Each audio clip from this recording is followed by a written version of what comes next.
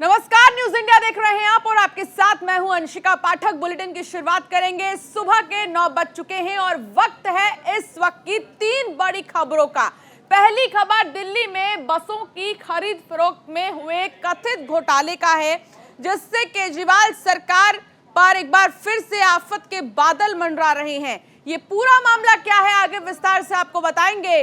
दूसरी खबर राजस्थान से है, जहां सूत्रों से जो खबर आ रही है उसके मुताबिक गहलोत सरकार कैबिनेट में बदलाव के आसार दिख रहे हैं। तो तीसरी खबर किसानों की महापंचायत से जुड़ी हुई है। संयुक्त किसान मोर्चा अपनी मांगों को लेकर आज दिल्ली के जंतर मंतर पर महापंचायत करने वाली है। इनकी क्या मांगे हैं और कहां-कहां से किसान इस महापंचायत में हिस्सा लेने के लिए दिल्ली पहुंचे हुए हैं, इससे जुड़ी जानकारी भी हम आपको इस बुलेटिन में देंगे। लेकिन ये 3 खबरें, सबसे पहले इन पर नजर डालिए, क्योंकि 3 बड़ी खबरें हैं ये, और तीनों ही खबर के मायने क्या है, तीनों ही खबर में अभी क्या कुछ हो रहा है, आपको हम विस्तार से बताएंगे। सबसे पहली खबर देखिए, दिल्ली में बस के खरीद फरोख्त में जो घोटाला है उसको लेकर सीबीआई ने एफआईआर दर्ज की है। तो दूसरी खबर अशोक गहलोत को लेकर है, जहां कैबिनेट में बदलाव हो सकता है। तो तीसरी खबर किसानों की महापंचायत।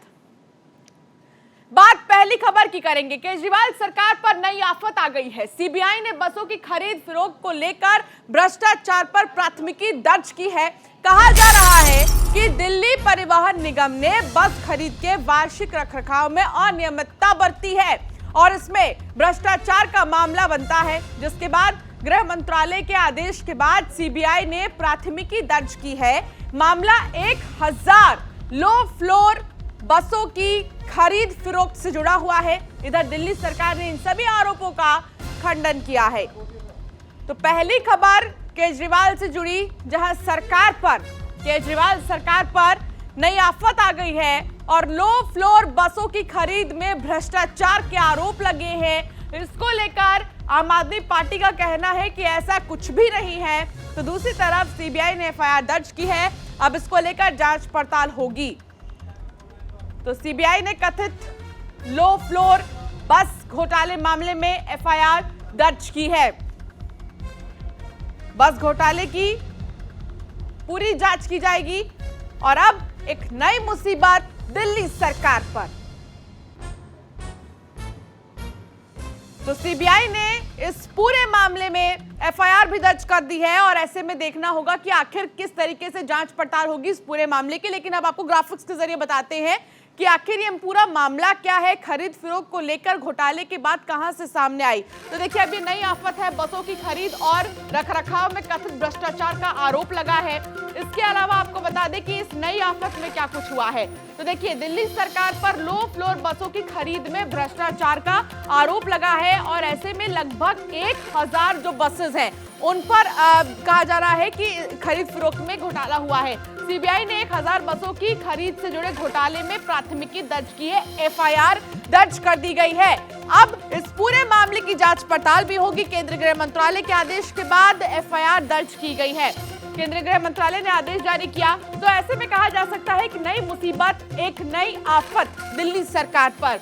दिल्ली सरकार ने भ्रष्टाचार के सभी आरोपों का खंडन भी किया है। उनका कहना है कि ऐसा कुछ भी नहीं हुआ है और इस पूरे मामले की जांच की जा सकती है। केजरीवाल सरकार ने केंद्र पर सीबीआई के गलत इस्तेमाल का भी आरोप लगाया है। पिछले कुछ दिनों से जिस तरीके से आपको बता दें कि मनीष सिसोदिया के घर भी रेड मारी गई और उसके बाद तमाम जो आरोप और प्रत्यारोप के दौर हैं वो देखे गए।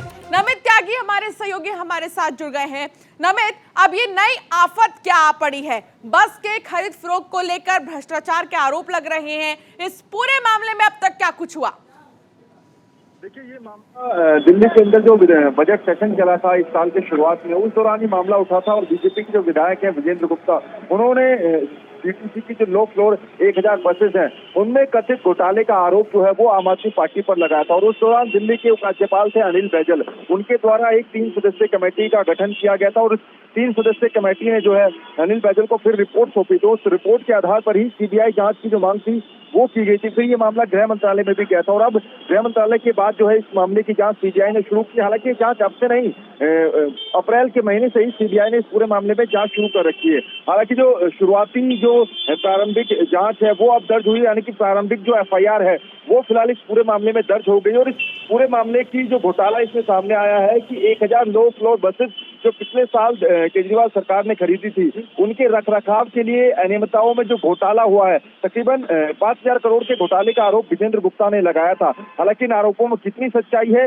इस बाबत अभी कोई पुख्ता सबूत तो नहीं मिल पाए हैं, लेकिन इतना जरूर कह सकते हैं कि मनीष सिसोदिया के बाद दिल्ली के जो परिवहन मंत्री हैं कैलाश गहलोत, उनकी मुश्किलें थोड़ी सी बढ़ सकती हैं अगर इस पूरे मामले में जांच और ज्यादा आगे बढ़ेगी। क्योंकि शुरुआती रिपोर्ट जो दर्ज की है सीबीआई ने, उसमें हालांकि किसी का नाम तो नहीं है, लेकिन उसमें इन बातों का जिक्र किया गया है कि वाकई में जो डीटीसी घोटाला हुआ था उसमें कुछ ना कुछ सच्चाई जरूर है। हालांकि कल हमने देखा कि जब ये आरोप लगाया गया तो बीजेपी की तरफ से काउंटर अटैक किए गए आम आदमी पार्टी पर। उस दौरान अरविंद केजरीवाल ने एक ट्वीट किया और उस ट्वीट में पिछले 2 महीने पुरानी एक रिपोर्ट जारी की गई जिसमें आम आदमी पार्टी को दिल्ली के अंदर जो लो फ्लोर बसेस घोटाला हुआ था उसमें क्लीन चिट दी गई थी। तो आखिर अभी सच्चाई क्या है ये खुले तौर पर सामने नहीं आ रही, क्योंकि आम आदमी पार्टी कह रही है कि हमें पहले इस पूरे मामले में क्लीन चिट मिल चुकी है, लेकिन दूसरी तरफ जो बीजेपी है वो अब सीबीआई को आगे रखकर चल रही है।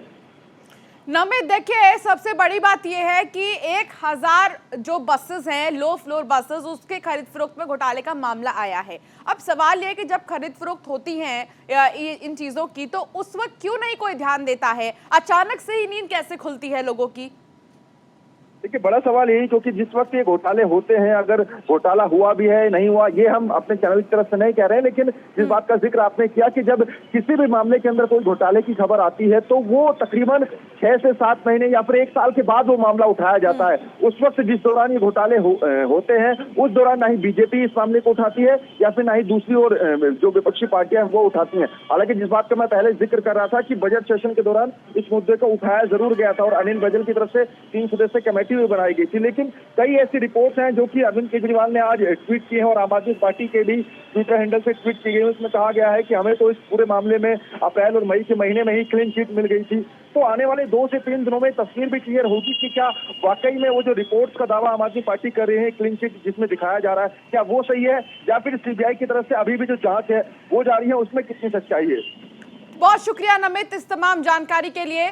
अब हम रुक करेंगे दूसरी बड़ी खबर की ओर। आज से गुजरात के दौरे पर अरविंद केजरीवाल है और मनीष सिसोदिया 2 दिन तक गुजरात में ही रहेंगे।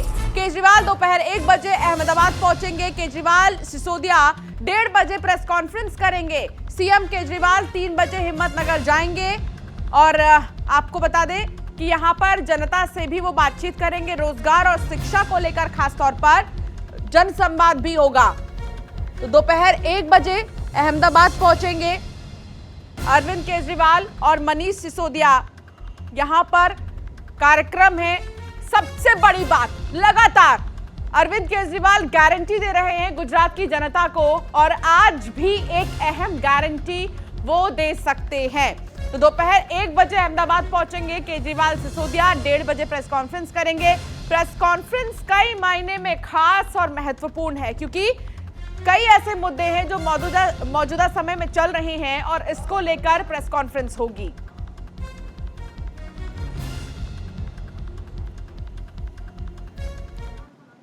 और अब रुक करेंगे तीसरी बड़ी खबर की ओर। राजस्थान में गहलोत कैबिनेट में एक बार फिर फेरबदल की सुगबुगाहट तेज हो गई है। आज जयपुर में कांग्रेस की अहम बैठक हो सकती है। मीटिंग में शामिल होने के लिए संगठन महामंत्री केसी वेणुगोपाल और प्रदेश प्रभारी अजय माकन जयपुर पहुंच रहे हैं। हालांकि मीटिंग का एजेंडा अभी सामने नहीं आया है। पार्टी के दोनों नेता आज 11 बजे प्रदेश कांग्रेस मुख्यालय में मंत्रियों, विधायकों, जिलाध्यक्षों और प्रदेश पदाधिकारी के साथ बैठक करेंगे। बताया जा रहा है कि प्रदेश के अहम मसलों पर विचार विमर्श होगा। कांग्रेस के प्रमुख नेताओं का राजस्थान दौरा इसीलिए भी महत्वपूर्ण है क्योंकि राजस्थान में एक बार फिर मंत्रिमंडल फेरबदल को लेकर सुगबुगाहट चल रही है। कुछ राजनीतिक नियुक्तियां भी अभी बची हुई हैं। टीम गहलोत में बदलाव के आसार नजर आ रहे हैं। तो आज जो है कुछ नया हो सकता है राजस्थान कांग्रेस में और कहा जा रहा है कि केसी वेणुगोपाल और माकन आज विधायकों के साथ बैठक करेंगे, मंत्रियों के साथ मीटिंग लेंगे, जो जिलाध्यक्ष हैं उनके साथ भी बातचीत करेंगे। लेकिन सबसे खास बात यह है कि जब ये बातचीत होगी तो कौन कौन सी ऐसी चीजें हैं जिन पर विचार विमर्श किया जाएगा। कांग्रेस में मौजूदा समय में कई राजनीतिक नियुक्तियां होनी है राजस्थान में, और उन नियुक्तियों को लेकर भी आज चर्चा की जा सकती है कि वो कौन से चेहरे हैं जिन्हें शामिल किया जाएगा। हालांकि अभी तक कुछ तय नहीं हुआ है कि कैबिनेट विस्तार को लेकर या फिर किन चीजों को लेकर, लेकिन आज केसी वेणुगोपाल जब जाएंगे और मंत्रियों से बातचीत करेंगे, विधायकों से बातचीत करेंगे, तो राजस्थान कांग्रेस के लिए कुछ अहम फैसले लिए जा सकते हैं। तो कई मायने में खास है अशोक गहलोत का ये दौरा। साथ ही वेणुगोपाल के साथ जब वो बातचीत करेंगे, वेणुगोपाल, अजय माकन और अशोक गहलोत, जब इनकी बातचीत होगी, देखना होगा कि आखिर क्या कुछ बदलाव होने वाले हैं। दीपक हमारे सहयोगी हमारे साथ जुड़ गए हैं। दीपक, क्या जानकारी मिल रही है आज वेणुगोपाल और माकन के इस दौरे को लेकर, और आज किन विषयों पर चर्चा संभव है? देखिए, बिल्कुल मुख्य तौर पर तो अभी ये बता गया है कि अजय माकन और केसी वेणुगोपाल जयपुर आ रहे हैं और होटल प्लाजा में 10:30 बजे एक बड़ी जो है मीटिंग लेंगे। मीटिंग का जो एजेंडा है वो इतना सा है कि 4 सितंबर को महंगाई के खिलाफ कांग्रेस एक बड़ी रैली करने जा रही है और इसमें जो है राजस्थान के भी कई बड़ी संख्या में कार्यकर्ता नेता वहां पर जाएंगे। तो मुख्य एजेंडा ये बताया गया है कि बैठक जो है इसलिए ली गई है, इसलिए ली जाएगी। लेकिन इसके पीछे की वजह ये भी मान सकते हैं कि जिस तरह से राजस्थान में चुनाव नजदीक आ रहे, एक साल का समय जो है वो बचा है, तो उसमें मंत्रिमंडल फेरबदल जो है वो विस्तार किया जा सकता है। कुछ लोगों को मौका दिया सकता है और कुछ लोगों को शायद हटा भी जा सकता है जिनकी परफॉर्मेंस खराब है। तो ये भी एक अनौपचारिक जो है बात इस बैठक में जो है वो संभव है कि हो सकती है। हालांकि अभी सूत्र ये बता रहे हैं कि अभी फिलहाल इसको छेड़ने का कोई इरादा नहीं, क्योंकि पहला जो कांग्रेस का अहम जो और मेन मुद्दा है कि कांग्रेस का राष्ट्रीय अध्यक्ष उन्हें मिले, उसके बाद ही शायद ये संभव हो पाएगा। मुख्यमंत्री अशोक गहलोत पर लगातार सवाल किए जाते हैं कि वो राष्ट्रीय अध्यक्ष बन सकते हैं, लेकिन एक चैनल में, निजी चैनल में वो जब इंटरव्यू दे रहे थे, मैं उनको सुन रहा था, वो साफ कह रहे थे कि उनका अध्यक्ष बनने का कोई इरादा नहीं है। यानी कि इस बात से उन्होंने विराम लगा दिया है कि फिलहाल तो उनका अध्यक्ष बनने का कोई इरादा नहीं है। इसके अलावा मैं बात करूं, अगर राजस्थान में सीएम अगर बदलने की कोशिश भी की जा सकती है, वैसे तो ऐसी कोई जानकारी नहीं मिल रही कि मुख्यमंत्री अशोक गहलोत बदलने वाले, लेकिन अगर फिर भी ऐसी बात होती है तो संभवतः कुछ लोग सोचते हैं कि सचिन पायलट को बनाया जा सकता है। तो ऐसा नहीं है, सचिन पायलट के अलावा भी बीडी कल्ला या सीपी जोशी का नाम चल रहा है। हालांकि ये महज एक अफवाह है, इसको आधिकारिक पुष्टि नहीं है, लेकिन फिर भी राजस्थान में ऐसी चर्चाएं चल रही है। फिलहाल मंत्रिमंडल विस्तार की अगर मैं बात करूं तो मंत्रिमंडल विस्तार होगा, लेकिन फिलहाल अभी करीब मान सकते हो कि 20 दिन या 1 महीने ऐसी कोई चर्चा नहीं है। लेकिन यह है कि अजय माकन और केसी वेणुगोपाल जयपुर आ रहे हैं, तो इस बात पर भी चर्चा की जा सकती है। इसके अलावा राजस्थान में 1 साल बाद चुनाव है, तो कह सकते हैं कि पहला दौरा है और लगातार ऐसे दौरे भी किए जा सकते हैं कि चुनाव जो नजदीक है, कांग्रेस को एक बार फिर से अपनी जीत दर्ज करनी है, तो कांग्रेस में जहां पर एक्टिव दिखाई दे रही है। जी, बहुत शुक्रिया दीपक इस तमाम जानकारी के लिए। अब बात होगी अगली खबर की। दिल्ली के जंतर मंतर पर आज किसान महापंचायत है। संयुक्त किसान मोर्चा और राजनीतिक के आह्वान पर किसान महापंचायत है। अलग अलग राज्यों के किसान दिल्ली पहुंचे हैं। पंचायत सुबह आपको बता दें कि 11 बजे से शाम 4 बजे तक होगी।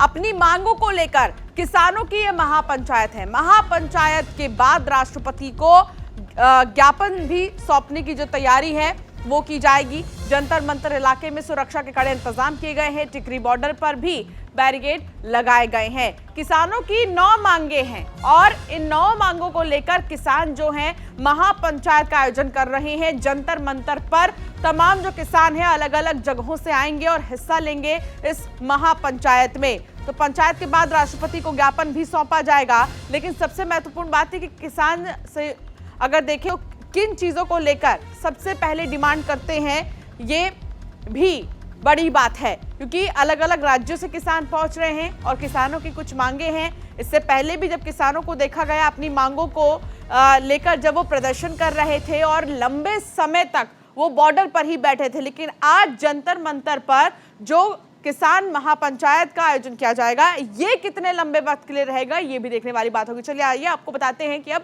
कि इस महापंचायत को लेकर क्या कुछ जानकारी अब तक मिली है और इसमें कहां से लोग आने वाले हैं और कौन कौन हिस्सा लेने वाला है। तो देखिए, लखीमपुर खीरी नरसंहार पीड़ित किसान परिवारों को इंसाफ दिलाने की सबसे पहले जो ये मांग है वो की जा रही है और इसी के साथ जेलों में बंद किसानों को रिहाई की जो मांग है वो भी तमाम जो किसान है वो कर रहे हैं। इतना ही नहीं, किसान जो है केंद्रीय मंत्री अजय मिश्रा टेनी की गिरफ्तारी की भी मांग कर रहे हैं। तो ये वो किसानों की प्रमुख मांगे हैं जो आज जिनको लेकर जो किसान है वो जंतर मंतर पर इकट्ठा होंगे।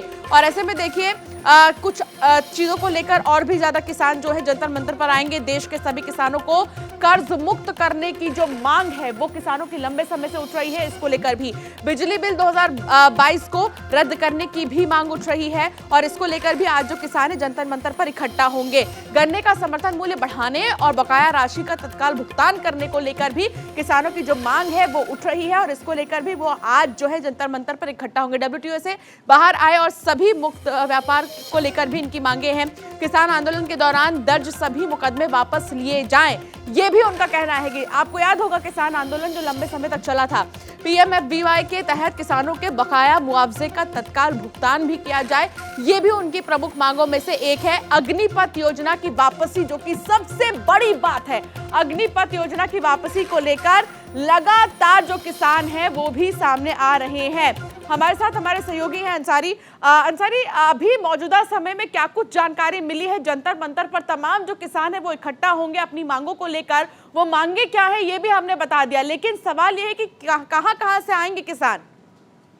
देखिए, इसमें ये संयुक्त किसान मोर्चा अराजनीतिक की ओर से जिस तरीके से आज 22 अगस्त को ये इसकी अगुवाई में एक बड़ी महापंचायत रखने का जो आह्वान किया गया था उसको आज 11 बजे से लेकर 4 बजे तक चलेगी। और इसमें मैं आपको बता दूं, बड़े चेहरे जो शामिल होंगे वो पंजाब, हरियाणा समेत कई अन्य राज्यों से आएंगे। इसमें जगदीप सिंह टल्लेवाल पंजाब के बड़े किसान नेता हैं वो शामिल होंगे, इसमें बलदेव सिंह तिरसा शामिल होंगे, इसमें इंद्रजीत सिंह कोठेवाल शामिल होंगे। इसके अलावा 60 अन्य जो संगठन है, किसान संगठन, वो शामिल होंगे। इस तरीके से लगातार आपने बताया कि लगातार MSP को लेकर ये मांग करते रहे हैं और लखीमपुर खीरी को लेकर मांग करते रहे हैं। इसी को लेकर 9 अन्य मांगों को लेकर आज 11 बजे से लेकर 4 बजे तक एक बड़ी महापंचायत होगी। अब देखने वाली बात इसमें यह होगी क्या इसमें क्या कुछ मांगे होती हैं और आगे की रणनीति संयुक्त किसान मोर्चा अराजनीतिक क्या रणनीति लेकर इसको समाप्त करता है अपनी महापंचायत को।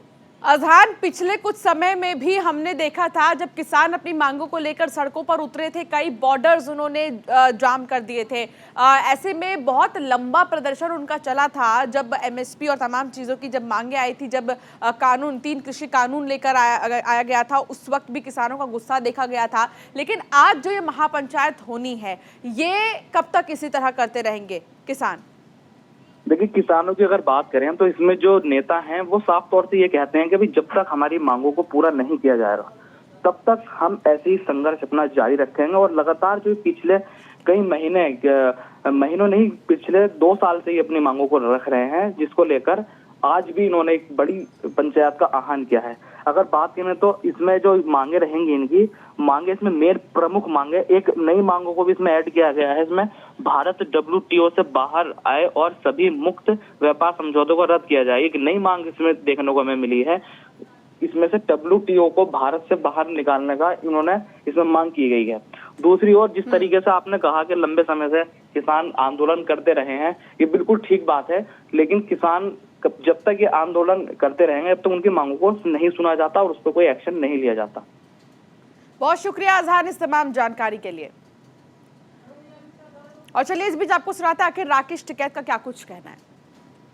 ऐसे छुप कर नहीं आते, हम बता के आएंगे, बिल्कुल जंतर मंतर पर जाएंगे, पार्लियामेंट पर जाएंगे, कहाँ जाएंगे, दिल्ली में किस जगह मीटिंग रहेगी, तो कोई भी चीज़ होगी तो हम बता के आएंगे। करीब 30-40 लोगों का एक प्रोग्राम है गांधी पीस फाउंडेशन में।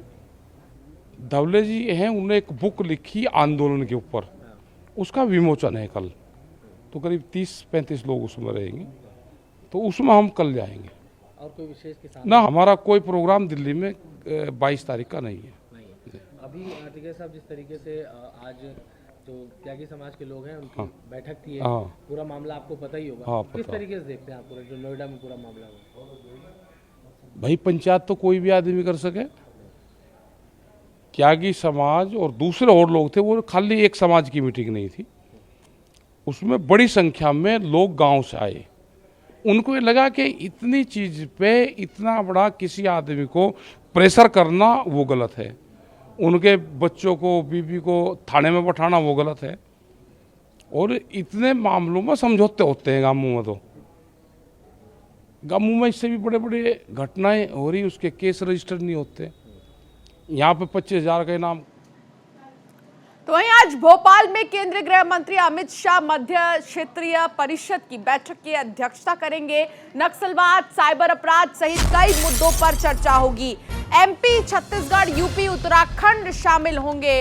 आर्थिक विकास, सुरक्षा और कानून व्यवस्था पर भी चर्चा संभव है। अमित शाह के दौरे को लेकर नो फ्लाई जोन घोषित, सभी कार्यक्रम स्थलों से 3 किलोमीटर के दायरे में रेड जोन घोषित किया गया है। डीसीपी इंटेलिजेंस ने ये आदेश जारी कर दिए हैं। आपको बता दें कि आज की जो मीटिंग है, अमित शाह 4 अलग जो राज्य है उनके मुख्यमंत्रियों के साथ बैठकर बातचीत करेंगे और कई चीजों को लेकर बातचीत करेंगे। शिशिर उपाध्याय हमारे सहयोगी हमारे साथ जुड़ गए हैं। शिशिर, आज की इस मीटिंग को लेकर क्या जानकारी मिल रही है? इस मीटिंग के मायने क्या निकाले जाए, क्योंकि 4 राज्यों के मुख्यमंत्री इस मीटिंग में मौजूद रहेंगे जिसकी अध्यक्षता अमित शाह करेंगे। बिल्कुल अंशिका, चूंकि गृह मंत्री देर रात 12:58 पे भोपाल आ गए थे और अभी वो यहाँ के ताज होटल में रुके हुए हैं, और पहला कार्यक्रम उनका 11 बजे जो 11 बजे से 1 बजे तक है, इंटर स्टेट काउंसिल की जो बैठक है, ये इसके पहले रायपुर में हुई थी और अब मध्य प्रदेश में हो रही है। धामी उत्तराखंड के मुख्यमंत्री आ गए हैं भोपाल। अभी योगी जी का जो प्लेन, चूंकि मौसम बहुत खराब है, योगी जी कुछ ही देर में यहाँ पर लैंड करने वाले हैं और छत्तीसगढ़ के बघेल यहाँ पहुंच चुके हैं मुख्यमंत्री जी। तो अभी कोशिश ये है चारों मुख्यमंत्रियों की, चूंकि बारिश सारी रात से बहुत तेज हो रही है और अभी भी यहाँ भोपाल में, क्योंकि उनके जो कुछ प्रोग्राम सुरक्षा के साथ साथ जो मौसम खराब हुआ है उसके कारण हो सकता है बदलना पड़ सकते हैं, लेकिन अभी प्रशासन ने उसका निर्देश नहीं दिया है। इसके 11 बजे के बाद जो 1 बजे के बाद अंशिका जी जो बैठक है उनकी, वो 2:30 से रहेगी और वो बोदरी एक गांव है, वहाँ नेशनल फॉरेंसिक साइंस यूनिवर्सिटी है, उसमें इनका जाने का प्रोग्राम है। और दोपहर 3:30 बजे के बाद 5 बजे तक ये पुलिस के जो आवास है और प्रशासनिक भवन है, इसका शुभारंभ करेंगे। और इनके साथ साथ, क्योंकि ये तीनों मुख्यमंत्री जो अन्य राज्यों के आएंगे, ये बैठक लेने के बाद यहाँ से चले जाएंगे। योगी जी का भी जाने का प्रोग्राम है, बघेल साहब का भी और धामी जी का भी। लेकिन चूंकि अमित शाह जी यहाँ पे और भी कार्यक्रम है, शाम 5 से 6:30 बजे तक वो विधानसभा के सभागार में राष्ट्रीय शिक्षा नीति, जो नई नीति आई है, उस पर एक सेमिनार को भी संबोधित करना है उनको। और आज ही वो मुख्यमंत्री जी के बंगले पे जाएंगे डिनर करने, शिवराज सिंह चौहान जी के उसमें। और एक कार्यक्रम और उनका 7:45 से 8:45 तक है, वो कृषि विपणन सहकारी संस्थाओं का एक भूमिका पर चर्चा है, क्योंकि ये सहकारिता विभाग भी गृहमंत्री जी के पास है। ठीक है शिशिर, आगे भी जानकारी दीजिएगा, बने रहिए आप हमारे साथ। इस बीच एक और बड़ी खबर है, भोपाल दौरे पर केंद्रीय गृह मंत्री अमित शाह। गृह मंत्री के दौरे को लेकर सुरक्षा व्यवस्था के इंतजाम जो है वो बहुत जबरदस्त किए गए हैं। 30 आईपीएस अफसर संभालेंगे सुरक्षा व्यवस्था की बागडोर। कार्यक्रम स्थल पर 3000 से ज्यादा जवान तैनात रहेंगे। कार्यक्रम स्थल की 3 लेयर सुरक्षा रहेगी, यानी कि समझा जा सकता है कि सुरक्षा कितनी कड़ी रहेगी और कितनी पुख्ता रहेगी। शिशिर हमारे साथ, हमारे सहयोगी लगातार जुड़े हुए हैं। शिशिर, जो ये मीटिंग होगी अमित शाह की, उसमें 4 राज्यों के मुख्यमंत्री तो मौजूद रहेंगे ही, लेकिन सवाल ये कि इतनी हाई टाइट सिक्योरिटी।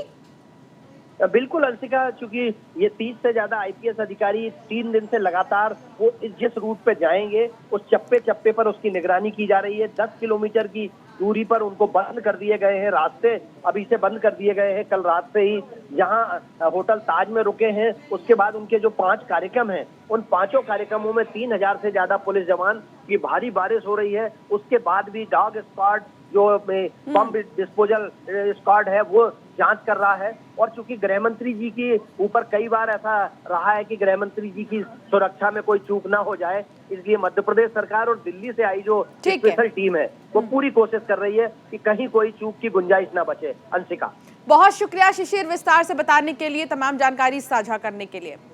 फिलहाल इस बुलेटिन में इतना ही। आप बने रहिए न्यूज इंडिया के साथ।